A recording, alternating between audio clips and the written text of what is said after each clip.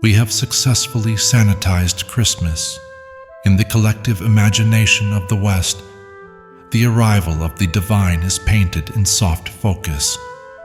Golden halos, singing cherubs, and a cozy stable that looks more like a petting zoo than a barn.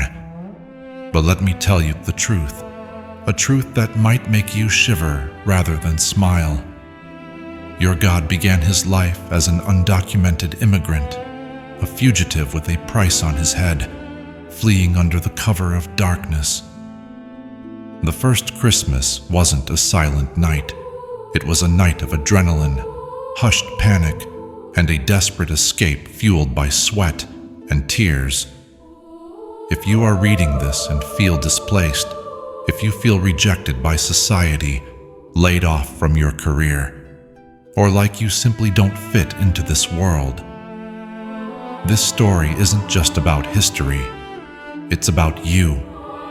We aren't looking at a miracle today. We are looking at the bleeding feet of a refugee family to discover a shattering truth. God doesn't just watch your pain from the VIP section of heaven. He has tasted the dust of it. To understand this comfort, we have to turn off the twinkling lights, step away from the eggnog, and walk into the freezing Judean desert, where a king is running for his life. Forget the greeting cards. The historical backdrop of the Nativity was a nightmare named Herod the Great. This was an era of paranoia. Herod was a tyrant so obsessed with power that he executed his own wife and sons just to secure his throne. When he heard rumors of a new king of the Jews, his reaction wasn't curiosity, it was genocide. The order went out: slaughter every baby boy in Bethlehem. The atmosphere in Israel wasn't peace on earth, it was absolute terror. The sound of that night wasn't a harp, it was the wailing of mothers in Ramah, screaming into the void. This is the world Jesus stepped into. Why? That is the ultimate human question. Why would the creator of the universe enter the story at its weakest, most dangerous, and lowest point? The answer is radical solidarity. His homelessness wasn't just a lack of real estate, it was the state of being unprotected, unwanted, and hunted. He chose to be the ultimate outsider so that today, no matter how broken or abandoned you feel, you can never say that God doesn't understand. The escape happened in silence. Imagine the scene. It's the middle of the night. Joseph shakes Mary awake. There is no time to pack properly, no time to say goodbye to parents or neighbors.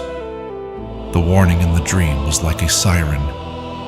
Get up, take the child and his mother, and escape to Egypt.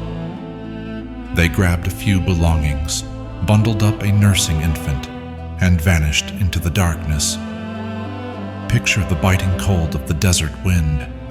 Picture the terror in Joseph's chest every time he heard the distant gallop of Roman patrol horses.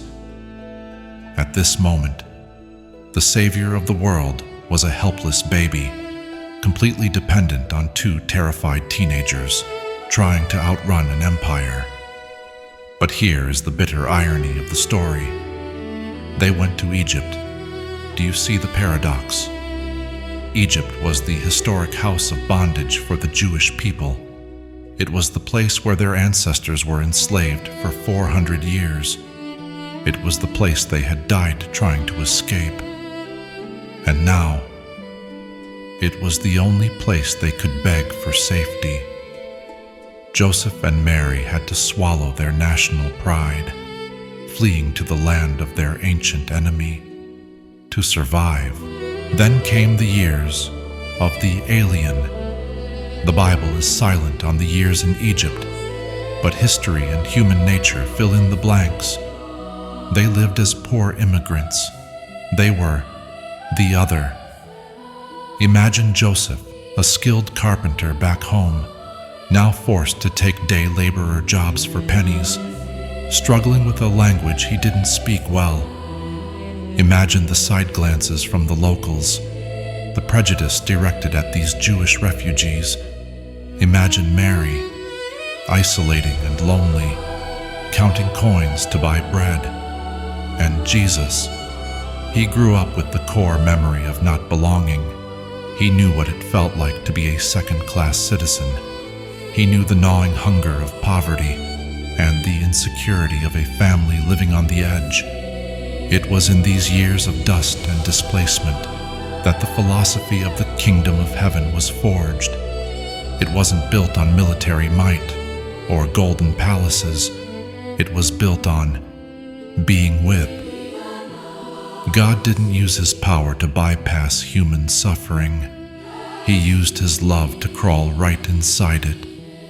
He became a refugee to sanctify every wandering step you would ever take.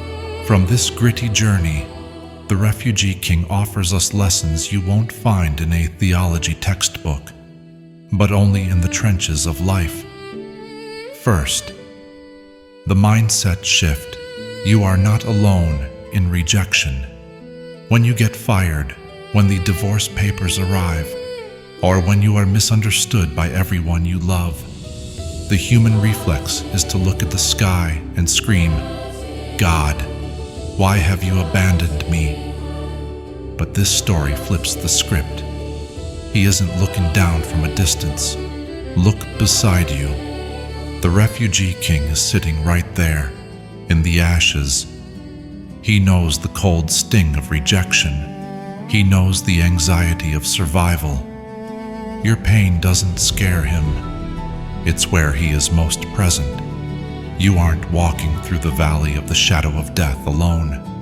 You are walking with someone who has mapped the terrain. Second, the practical tool, radical hospitality. Jesus later said, "I was a stranger, and you welcomed me." He didn't say this as an abstract theory. He said it as a man remembering the time someone in Egypt offered his father a job, or his mother a cup of water. How we treat the vulnerable, the immigrant, the server, the janitor, the person with the wrong accent is the true metric of our spirituality. Instead of judging someone's circumstances, practice aggressive kindness, a smile, a tip, a moment of listening. When you open your heart to a stranger, you are opening it to God Himself. Third, the existential view, home, is not a location for His entire ministry. Jesus said, "Foxes have holes and birds have nests, but the Son of Man has no place to lay His head." Yet, He possessed a peace that terrified the rulers of His day. The lesson: true security is internal. It doesn't come from a mortgage, a passport, or a bank balance. It comes from knowing who you belong to. We are all travelers here. When you realize you are a citizen of a kingdom that cannot be shaken, you find freedom. Even when you don't know where you'll sleep next month, the journey from the terror of Herod's sword to the dusty streets of Egypt is the greatest proof of love in history. Our King rejected the golden slippers of royalty to lace up the worn-out sandals of a refugee. He walked through the hell of displacement to ensure that when you find yourself there, you will find a companion, not a judge. Today, if you feel like you are drifting, whether physically, emotionally, or spiritually, stop for 5 minutes. Take a deep breath. Tell yourself, "My God was a refugee too. He survived the night, and He is holding my hand through this darkness." And finally, let me leave you with this question. If God could find meaning, purpose, and destiny, even while running for His life in a foreign land, what kind of strength is your current struggle forging in you right now? Don't fear the dark. It was in the dark that the refugee king shone the brightest.